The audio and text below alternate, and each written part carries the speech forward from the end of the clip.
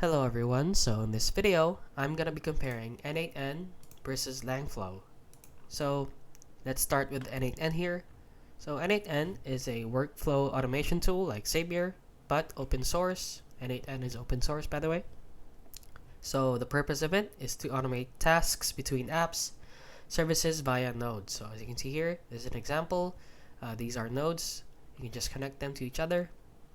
So the use case of this is to integrate APIs, automating businesses, processes, and scheduling tasks. So you can integrate Slack or other apps that you want.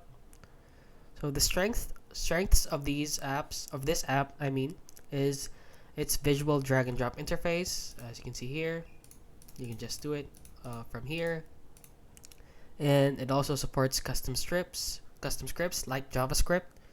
And it is also self-hostable and privacy friendly.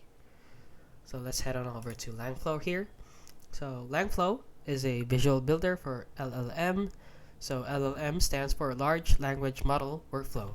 So the purpose of it is to design and test chains using LangChain logic without coding.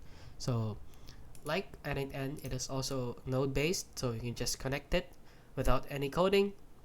So it is right here. Python is a coding language, so as you can see here, they do it for you. They do the coding for you. You just open up a node, and you can use this app for creating chatbots, AI apps, or agents using language models.